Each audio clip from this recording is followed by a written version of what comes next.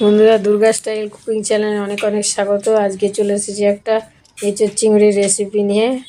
তার জন্য এঁচোড়টা আমি আগেই কেটে নিয়েছি। এখন তো খুব কচি কচি এঁচোড়, খেতেও খুব সুন্দর। রান্না করলে এঁচোড়গুলো বেশি বড় হয়ে গেলে খেতে ভালো লাগে না, তাই জন্য এঁচোড়টা আমি ভালো করে ছাড়িয়ে নিয়েছি।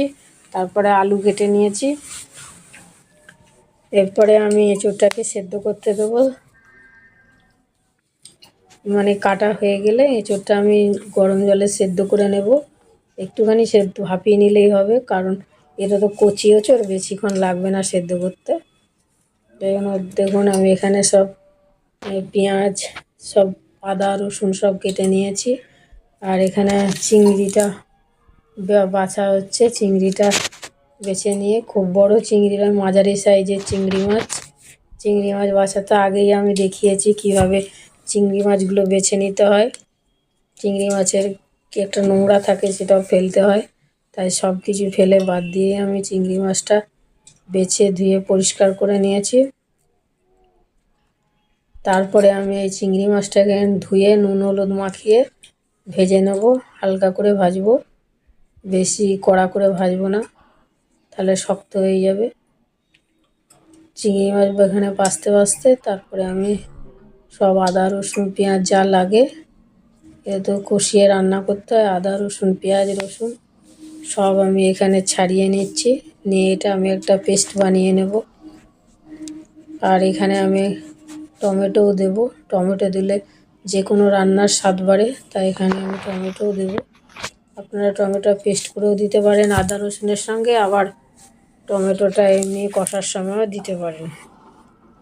তা এঁচোড়গুলো এতই কচি যে এঁচোড় চিংড়ি, যদি এঁচোড় চিংড়ি মাছ দিয়ে করেন তাও ভালো লাগবে, এমনি করলেও ভালো লাগবে। এই যে নুন হলুদ মাখিয়ে আলু আর এঁচোড় চিংড়িটা আমি সেদ্ধ করে নিয়েছি।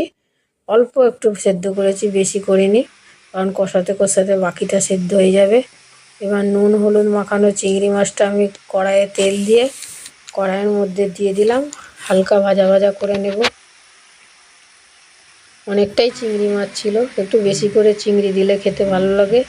মুখে চিংড়ি মাছগুলো পড়লে আরও খেতে ভালো লাগে, চিংড়ি মাছগুলো যদি বেশি দেওয়া হয়। এবার এখানে আমি 4টে বড় সাইজের পেঁয়াজ কেটে নিয়েছি। আপনাদের এঁচোড়টা যেমন হবে পেঁয়াজ ততটা দেবেন। একটু বেশি করে আমি পেঁয়াজ দিয়েছি, একটু কষা কষা করে রান্না করার জন্য। দেখুন এখানে আমি চিংড়ি মাছটা কড়াইয়ে দিয়ে অনেকটা জল বেরিয়ে গেছে। এই জলটা শুকিয়ে নিতে হবে ভাজতে ভাজতে।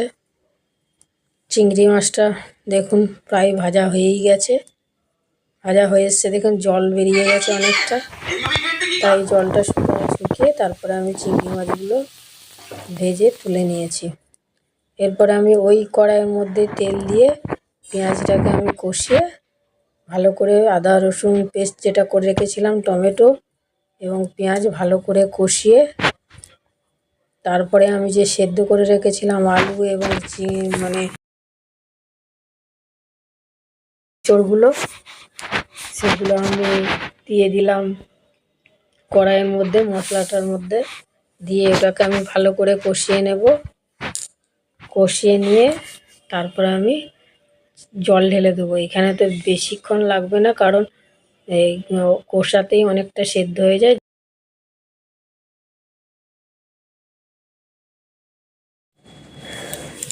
যেহেতু আলু আর এঁচোড়টা আগে থেকেই সেদ্ধ করা আছে, তাই এখানে বেশি জল দেওয়ার দরকার না। অল্প জল দিয়ে একটু গ্রেভি রেখে তারপরে নামিয়ে দিতে হবে। এরপরে আমি ভাজা চিংড়িগুলো দিয়ে দিলাম, দিয়ে একটু তারপরে মিশিয়ে নেব মশলার সাথে ভালো করে।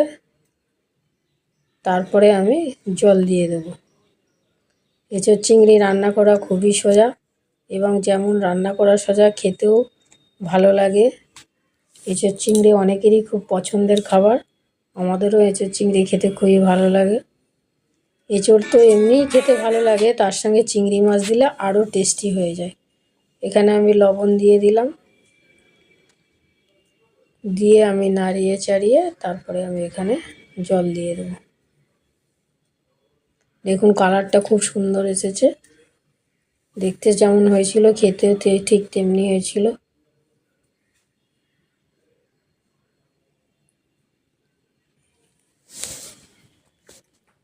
দেখুন ভালো করে আমি চিংড়ি আর এঁচড়গুলো দিয়ে ভালো করে আমি কষিয়ে নিয়েছি। এরপরে আমি জল দিয়ে দেবো। যে বাটিটার মধ্যে চিংড়ি মাছটা রেখেছিলাম সেই বাটি করেই আমি জলটা দিয়ে দিলাম। আপনারা যদি একটু ঝোল রাখেন তাহলে একটু জল বেশি করে দেবেন। এখানে এঁচড় চিংড়িতে বেশি জল রাখলে ভালো লাগে না খেতে, তাই একটু হালকা গ্রেভি গ্রেভি থাকবে, মাখা মাখা ভাতের সঙ্গে, সেটাই খেতে ভালো লাগে। বন্ধুরা, আপনারা এখানে চাইলে নামানোর আগে একটু ঘি গরম মশলা দিতে পারেন। আমি অবশ্য এখানে ঘি গরম মশলাটা দিইনি, আপনারা চাইলে দিতে পারেন। দেখুন আমি কিছুক্ষণ ঢাকা দিয়ে রেখেছিলাম, একদম রেডি হয়ে গেছে এঁচড় চিংড়ি। দারুণ টেস্টি হয়েছিল এঁচড় চিংড়িটা। আপনারাও এভাবে রান্না করে খাবেন, আশা করি আপনাদেরও ভালো লাগবে। ভালো লাগলে অবশ্যই চ্যানেলটা সাবস্ক্রাইব করে দেবেন আর বেল আইকনটা প্রেস করে দেবেন, যাতে সবার আগে নোটিফিকেশান আপনাদের কাছে যায়। ধন্যবাদ ভিডিওটা